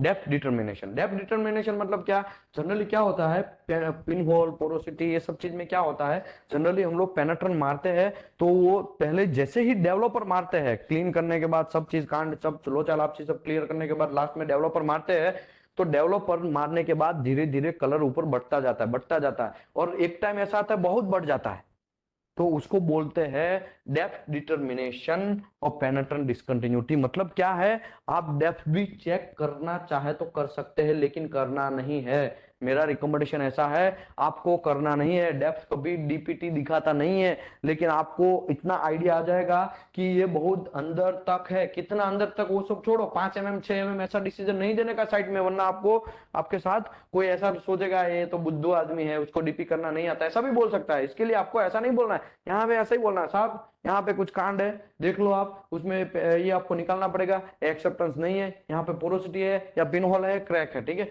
वो एक्सेप्ट नहीं है, एज पर कोड एक्सेप्ट नहीं है, आप आगे देख लो। ओके, अभी आप सोचेंगे एक्सेप्टेंस क्राइटेरिया तो मैं समझाएगा, इस संडे को मैं समझाएगा या कल का सेशन करेगा, ठीक है, अगेन करेगा, ऑलरेडी कर चुका है, फिर भी a greater the depth discontinuity more पेनेट्रेंट will hold. देखो अगर ज्यादा डेप्थ है तो वो पेनेट्रेंट ज्यादा अंदर जाएगा, और ज्यादा अंदर जाएगा तो डेवलपर मारेंगे तो डेफिनेटली वो ज्यादा ऊपर आएगा, और वो ब्राइट दिखेगा, एकदम शानदार दिखेगा, एकदम अच्छा दिखेगा, तो इसमें ज्यादा कुछ रॉकेट नहीं है, ठीक है। Post cleaning after the specimen has been inspected, it is very important that it be thoroughly cleaned।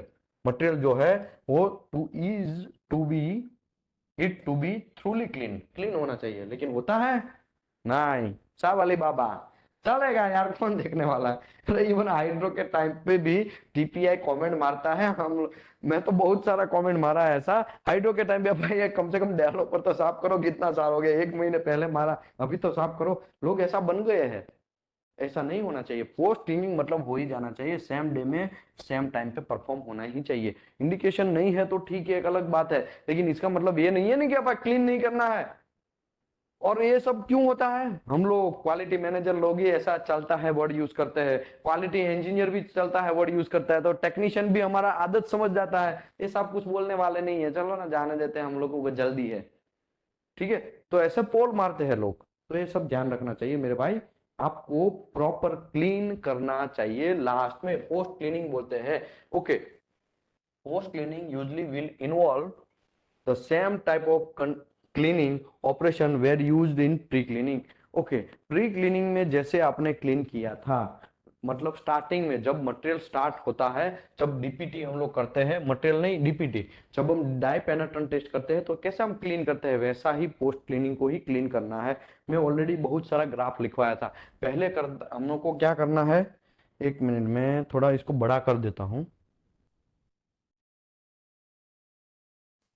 ठीक है। पहला है मेरा प्री क्लीनिंग, ठीक है। दूसरा है मेरा apply developer, penetrant not developer, ठीक है, अप्लाई पेनेट्रान। तीसरा क्या है, dwell time as per specification, generally 10 minute minimum, maximum 30 minute, और डिपेंड ऑन स्पेसिफिकेशन, स्पेसिफिकेशन के हिसाब से, ठीक है। चौथा है आपको मतलब पेनेट्रेंट को सोखने देना है, सूखने देना है, ड्राई होने देना है, ठीक है, उसको बोलते हैं ड्वेल टाइम। ड्वेल टाइम के बाद उसको क्लीन करना है, अगेन क्लीन। पांचवा क्या है, क्लीन करने के बाद उसके ऊपर डेवलपर मारना है। छठा क्या है, इवेल्युएशन करना है, लिख लो भाई, स्क्रीनशॉट ले लो। सातवां है पोस्ट क्लीनिंग करना है। लेकिन अली बाबा कहाँ होता है, यहाँ पे। प्री क्लीनिंग भी हम लोग नहीं करते हैं और पोस्ट क्लीनिंग भी नहीं करते हैं, सीधा घुसा देते हैं पेनेट्रन को, जाए लगे रहो मुन्ना भाई जैसा। ऐसा नहीं चलेगा मेरे भाई, आप लोग अवेयर हो जाओ। आप लोग अवेयर नहीं होंगे तो हम लोग कैसे आगे आएंगे। आज इंडिया इतना पीछे रह गया, हमारा अमेरिका जो था एएसएमई उसने बना लिया, ठीक है, हमारे पास भी आईबीआर है, हमने क्यों नहीं बनाया भाई। उसने एक एएसएमई खरीदने के लिए एक कंपनी देता है 22 से 25 लाख रुपया, 18 से 25 लाख रुपया, ठीक है, एक कंपनी देता है। आप सोचो इंडिया में कितना कंपनी है, जो लोगों को एएसएमई यूज करना है वो लोग इतना पैसा देते, बैठे बैठे कितना पैसा है। एक सोच, एक खाली छोटा सा सोच कितना पैसा वाला बना दिया है एएसएमई अमेरिका को। और हम लोग क्या है, ये छोटी छोटी चीजें माइंड से सोचेंगे। देखो इंप्रूवमेंट हमसे ही करना है, हम ही लोगों को सोचना है। पैसा जो है ना सोच का है। एपीआई एक खाली बना दिया, क्या बना दिया उसने, अमेरिकन पेट्रोलियम इंस्टीट्यूट, एपीआई 570 करना है साहब, तो फीस किसको जाता है, अमेरिकन पेट्रोलियम इंस्टीट्यूट को जाता है, हमको नहीं मिलता है भाई, इंडिया को कोई प्रॉफिट नहीं है उसमें। एपीआई 570 करना है, पाइपिंग इंस्पेक्टर बनना है, एपीआई 510 करना है, प्रेशर वेसल इंस्पेक्टर बनना है, एपीआई 936 बनना है, रिफ्लेक्टर इंस्पेक्टर बनना है, एपीआई 571 डैमेज मैकेनिज्म के ऊपर कोर्स करना है। तो बहुत सारे कोर्स अवेलेबल है, 580 रिस्क बेस्ड मैनेजमेंट, एपीआई, ये सब करते हैं तो किसको पैसा जाता है, अमेरिका को जाता है। नेक्स्ट लेवल करते हैं, किसको पैसा जाता है, अमेरिका को जाता है। बिगेस्ट करते हैं, किसको जाता है, हमारे ऊपर राज किया अंग्रेज लोगों को जाता है। तो भाई मेरा कहने का मतलब ये है, हम लोग अवेयर हो जाओ, हम लोग अवेयर होंगे, हम लोग ऐसे छोटे छोटे चीजों से ही काम स्टार्ट करेंगे अच्छे से, तभी जाके हम इंप्रूव कर पाएंगे। वरना कोई घंटा हम हाथ हिला के ही रह जाते हैं और रहने ही वाले हैं। तो ऐसा है, मैं सोच रहा हूं कि प्लीज इंप्रूवमेंट मैं करेगा, आप करिए। मैं भी स्टार्ट किया यही सोच के साथ कि भाई हम लोगों को कुछ ना कुछ इंप्रूवमेंट करना है, और जो इंप्रूवमेंट है वह फ्री ऑफ कॉस्ट नॉलेज। अब देखो हमने भी ऐसा ही काम किया है कि फ्री ऑफ कॉस्ट नॉलेज बांटना है भाई, किसी से पैसा नहीं लेना है, ठीक है।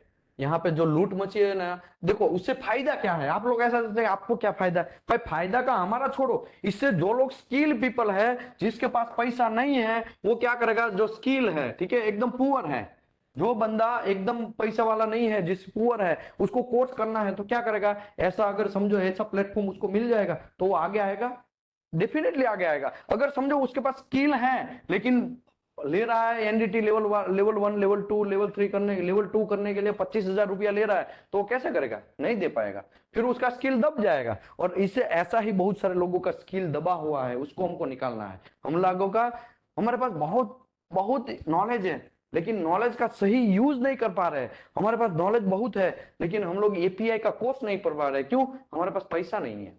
और पैसा क्यों नहीं है, क्योंकि पैसा तो इतना तो कर देंगे यार, 68,000 एपीआई 570 का लगता है, उतना तो हम कर देंगे, लेकिन इंस्टीट्यूट वाला कितना लेता है, 35,000 रुपया।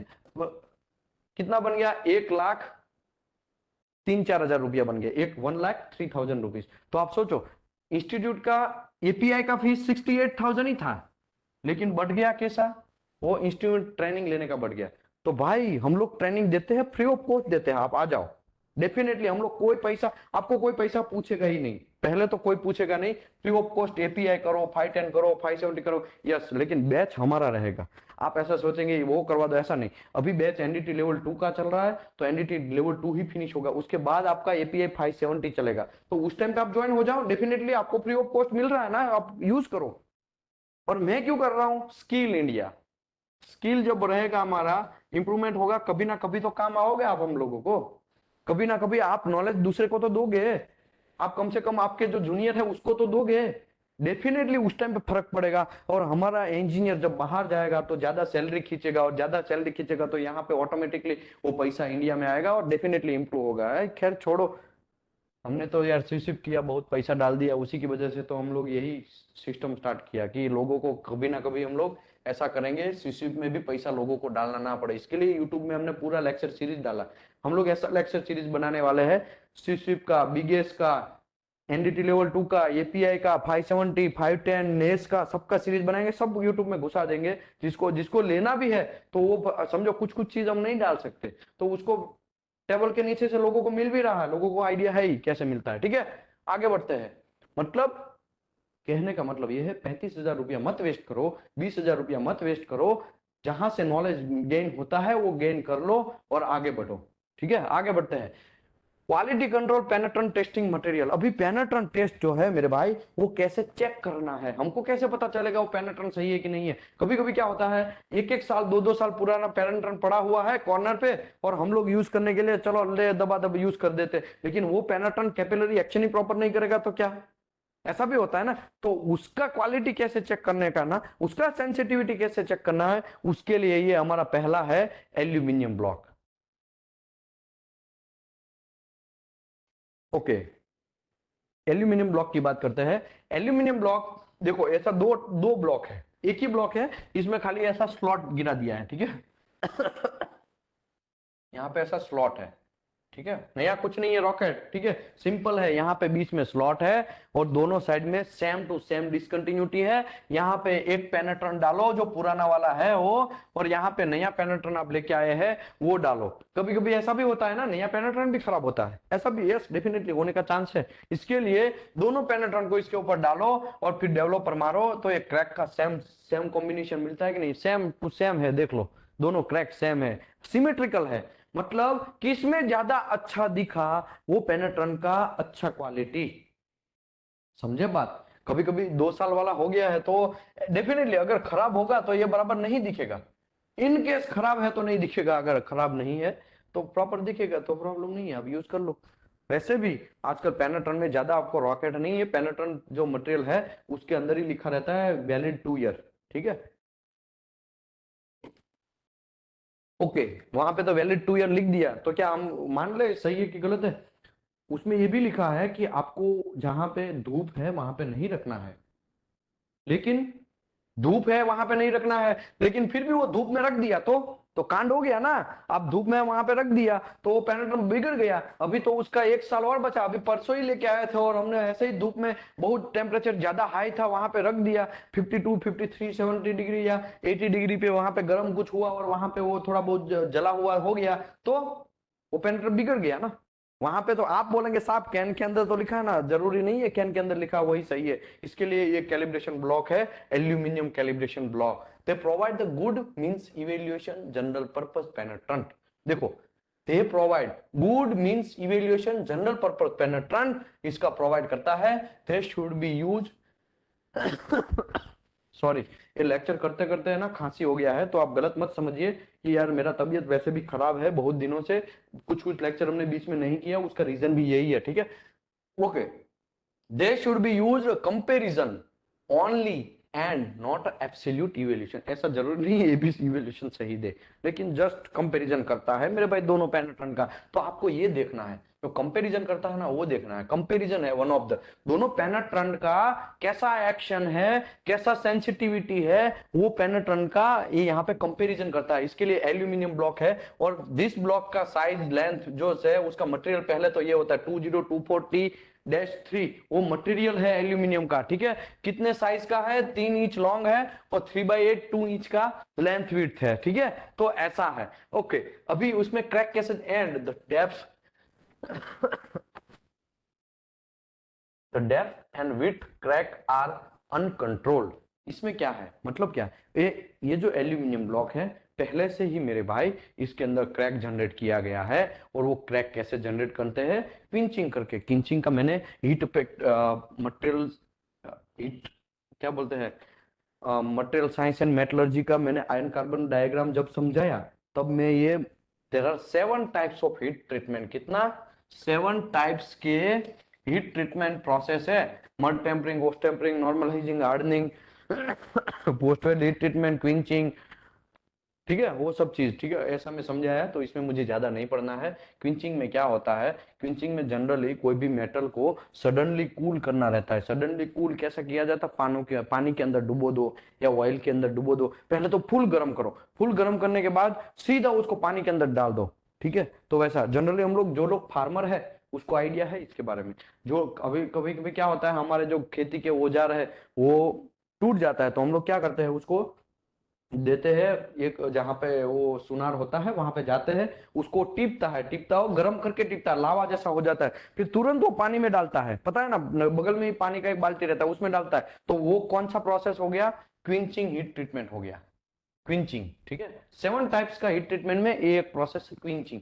तो क्विंचिंग करके सडनली अगर इसको क्विंचिंग करेंगे एल्यूमिनियम को, तो उसमें क्रैक आने का चांसेस है। और ऐसे ही क्रैक पहले से ही जनरेट किया होना चाहिए, और जनरली होता ही है। ओके,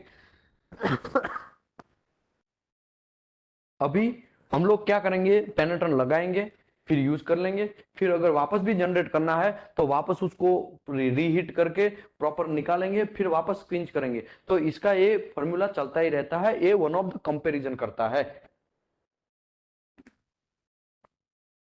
दूसरा मेथड क्या है, सेंसिटिव टेस्ट, वो भी कंपैरिजन ही है मेरे भाई, नया कुछ नहीं है। while while there have no simple quantitative test develop the measure penetrant sensitivity, simple comparative test usually adequate a small sample of the penetrant from the testing area placed one side of the aluminium test block में ही करते हैं, और small sample जो है new पेनेट्रन का लेते हैं, अदर साइड दूसरे का लेते हैं। बाय विजिबल ऑब्जर्व करते हैं हम लोग कि ओल्ड पेनेट्रन अच्छा है या नया पेनेट्रन अच्छा है। मनिस्कस टेस्ट, मनिस्कस टेस्ट में हम लोग देखो, ये सिंपल है, जल्दी जल्दी बोल देता हूं, मेरे को अभी थोड़ा गले में खांसी स्टार्ट हो गया है। मनिस्कस टेस्ट में क्या होता है, सिंपल, हम लोग ब्लड ग्रुप हमको पता नहीं है, तो हम लोग क्या करते हैं, डॉक्टर के पास जाते हैं, तो वो अच्छा व्हाइट, एकदम व्हाइट कलर का जो ग्लास है, एक ग्लास है, ठीक है, ये लेंस है, ये प्लेट है, प्लेट के ऊपर थोड़ा सा हमको वो ब्लड लेता है, फिर उसके ऊपर ग्लास रख देता है। लोगों को देखा होगा, बहुत सारे लोगों को इसमें आइडिया है। तो वैसा ही है, यहाँ पे कितना चिपका है उसका विल वेट क्या चेक करते हैं, यहाँ पे लिखा है ना मैंने, वेटेबिलिटी ऑफ पेनेट्रन, यहाँ पे कितना चिपकता है, दोनों ड्रॉप पहले पेनेट्रन का डाल देने का, ठीक है, ये जो मैं रेड रेड किया है ना वहां पे, फिर कितना चिपकता है, कितना लेंथ तक जाता है, वो स्पॉट यहाँ पे चेक कर लेने का, ठीक है। तो वो हमको पता चल जाएगा, जितना वेटेबिलिटी अच्छा उतना पेनेट्रन अच्छा, जितना वेटेबिलिटी कम उतना पेनेट्रन कम, ठीक है।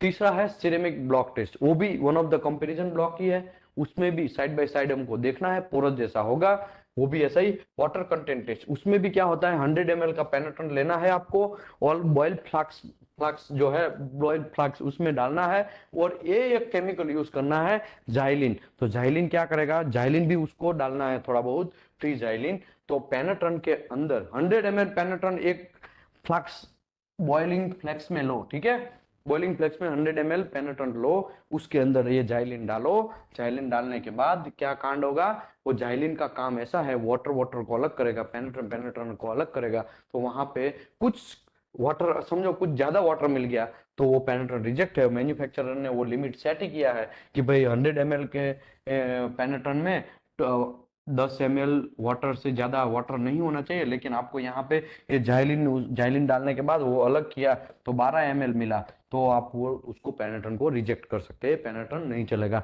वैसा ही विस्कोसिटी टेस्ट है, ठीक है। उसमें भी क्या होता है, विस्कोमीटर ट्यूब होता है, उसमें सेंट्रल स्ट्रोक यूनिट उसका है, उसके हिसाब से काम किया जाता है, नया कुछ है नहीं। उसके फ्लोरोसेंट पेनेट्रेंट फील्ड टेस्ट, वो भी एक टेस्ट है, वाटर वॉशेबल टेस्ट है, डेवलपर टेस्ट है, और लास्ट में जो बचा है वो फ्लड टेस्ट है। ओके, ये चैप्टर में किसी को कोई डाउट है तो प्लीज पूछ सकता है। यहाँ पे चैप्टर क्लोज होता है, यहाँ पे डाइपेनेट्रन टेस्ट भी क्लोज होता है। हम लोग कल शायद कोड को करेंगे, लेकिन उसको मैं पीपीटी अभी बना नहीं है, पीपीटी बनाने के बाद थोड़ा लेट स्टार्ट करेगा, 8:30 को ही स्टार्ट करेगा रेगुलर टाइम पे, लेकिन 5-10 मिनट लेट होगा, लेकिन मैं बना लेगा, ठीक है। और किसी को कोई डाउट है तो प्लीज पूछ सकता है यहाँ पे, और यहाँ करते रहे। ये हमारा करीबन सेशन नंबर 61 था, और टोटल हम अभी तक 60 सेशन कर चुके हैं। आप सोचो 60, अगर जिसने भी सेशन ज्वाइन कर लिए हैं, वो लेवल 3 का अगर एग्जाम आपको देना है तो आप डेफिनेटली दे सकते हैं। आप लोग पास डेफिनेटली हो जाएंगे, क्योंकि मैंने इतना समझाया ही है, बहुत डेप्थ में समझाया है, ठीक है। एसएमटीटीसी 1 भी समझाया है, खाली सीपी 189 समझाना बाकी है, और सेक्शन 5 आर्टिकल 6 समझाना बाकी है, तो वो ये खाली समझा देगा, तो वो पूरा यहाँ पे क्लियर। बाकी एमटी का भी मैं समझा दिया, आरटी का भी आर्टिकल 2 पूरा का पूरा लाइन बाय लाइन समझाया है, तो इसमें ज्यादा कोई रॉकेट नहीं है। किसी को कोई डाउट है, मैं अभी ओपन कर दिया है। और फरीद ख्वाजा सर है यहाँ पे? यस, प्लीज थोड़ा सपोर्ट करिए। Yes yes. Okay, Mohammad Arif sir भी है। प्लीज किसी को डाउट है तो क्वेश्चन पूछ सकता है।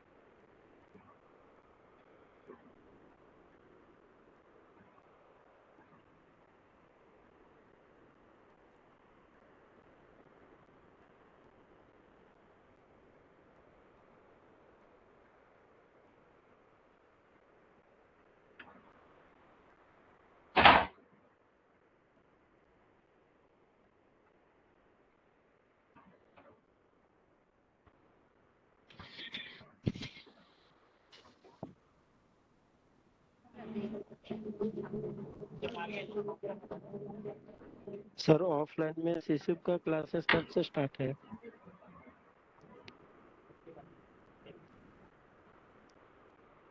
हेलो हेलो हेलो सर, मैं ऑडिबल हूँ? हेलो। हाँ हाँ सर, स्यूसिप का क्लास होगा, ये एनडीटी लेवल 2 लेवल 3 फिनिश होने के बाद एपीआई 570 होगा, उसके बाद 510 होगा, उसके बाद बिगेस होगा, उसके बाद वापस अगर चाहे तो हम स्यूसिप करेंगे, डेफिनेटली स्यूसिप करेंगे, ठीक है। और ऑफलाइन में है क्या अभी आपके पास? ऑफलाइन में सर नहीं नहीं, अभी ऑफलाइन में एनडीटी लेवल 2 लेवल 3 ही चल रहा है सर, क्योंकि ऑलरेडी में हम ओके लोग कर चुके हैं स्यूसिप का क्लास। चाहिए तो अच्छा आप दीपेश ओके। पटेल से आप ले लीजिए, प्रैक्टिकल के हाँ साथ हाँ सब चीज आपका वीडियो देगा, और वो वीडियो एकदम हाँ, शानदार रहेगा, आपको ऑफलाइन आने का जरूरत नहीं रहेगा। नहीं वो ले लिया है सर, लेकिन वेरी अभी क्या गुड। है, वो ले लिया है मैंने, लेकिन कैसे ओके। यहाँ पे भागम दौड़ी में वो पढ़ा नहीं जाता। तो ये सोच रहा था कि एकदम आके उधर ही एक एक 5-6 दिन का रिलैक्सेशन हो जाएगा तो अच्छा रहेगा, इसके लिए मैं पूछ रहा था सर। यस डेफिनेटली डेफिनेटली, मैं आपका बात को रखेगा। में वापस सीसी भी करेगा, एकदम डेप्थ में करेगा, क्योंकि उसमें सिलेबस में कुछ चैप्टर में 2-3 पेज रिवाइज हुआ है, वो पेज भी मैं वापस करवाएगा। ठीक है, डेफिनेटली करेगा। Okay okay sir, thank you sir, okay, thank you very much. Thank you very much.